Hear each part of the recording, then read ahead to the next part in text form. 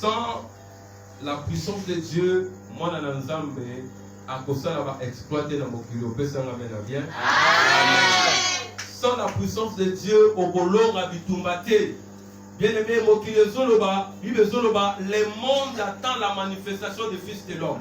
Et le Fils de l'homme, bien aimé, bazo c'est là-bas mon ayo, on s'est manifesté. Bazo c'est là-bas mon anzambo dans la kakati na yo. Bakoye bayo te kozamo na nzambe kakata kozo de ma Bible. Mais bakoye kozamo na nzambe ta kozo dégager une puissance na kati na yo. Le baso son ngouya. Le bangouya.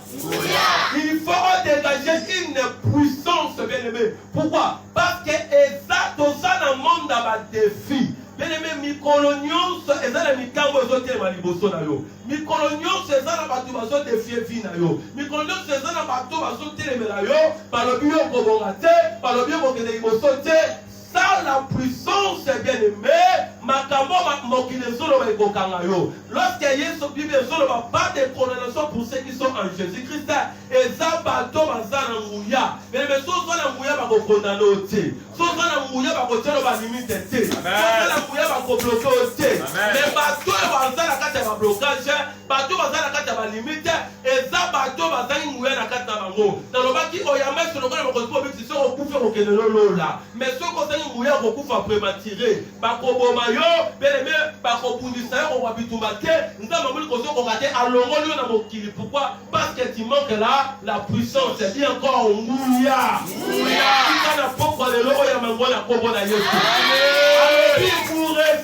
une puissance, c'est le premier signe de la Pentecôte. Et les Malibosés, c'est le monde dans la carte à Nzambe.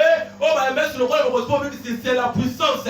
On ne dit jamais que je suis un enfant de Dieu sans avoir la puissance de Dieu.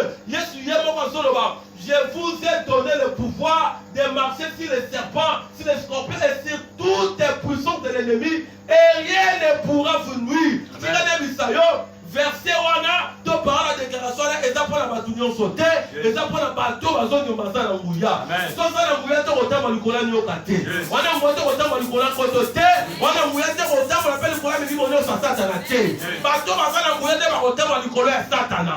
N'est-ce pas qu'on y a taillé, n'est-ce pas qu'on même s'habille ça d'ailleurs. Il se poursuit, le Fils de l'homme est venu pour détruire les œuvres du diable. Yesu ayako koma Satana te, ayaka ko même s'habille ça d'ailleurs. Le cola Satana kufate, yaba ako continuer ko bulisa ba onyo sa Nzambe. Soka lingolo na bitumba, yoba nguya. Bien aimé soka na nguya to kolonga te.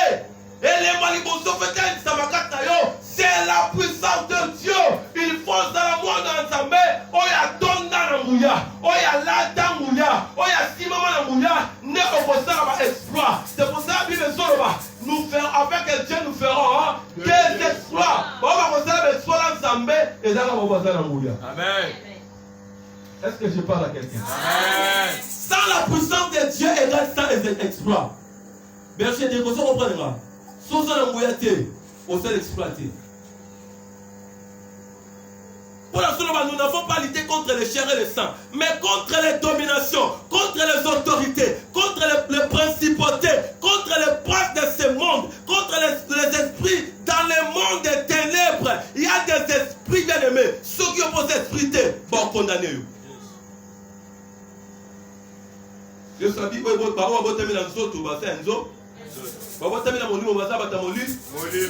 mais pourquoi bien aimé? Quand on a monté il faut chercher les choses spirituelles. Et dans les choses spirituelles, nous sommes en Alléluia. Alléluia. Amen. Il faut ça la Alléluia. Pourtant, la malade mon Nzambe. Tu connais Bisayo. Batangouya. Bah quoi qu'appelle la massou pas pour matin. Donc comprenez ça. La puissance de Dieu diminue. Tant mon taco m'a aussi quand Nzambe.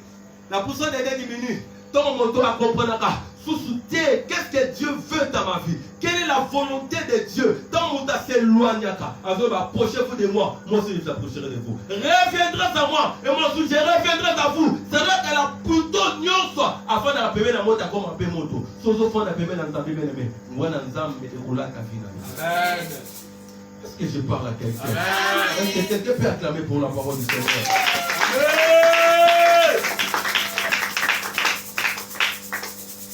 Pourquoi? Parce que la puissance, c'est une feu. C'est un feu, pardon. Et moto, et peut sa forme. Hein? Amen. Moto, et peut sa forme. Amen. Ce que vous avez quand tu es pilot en mobile sur la moto, mais ce que vous avez moto, et gobé là. Pilot de Gobonga. Résistance. Moto qui peut passer à Golion, mais aussi peut Tunga. Mais tant que vous avez mobile sous, moi, vous avez un mot. Exact. Bien aimé, quand vous avez un mouillard, vous avez sa forme dans la carte de Jésus. Mouillard compère sa forme. Et le Saint-Esprit de Dieu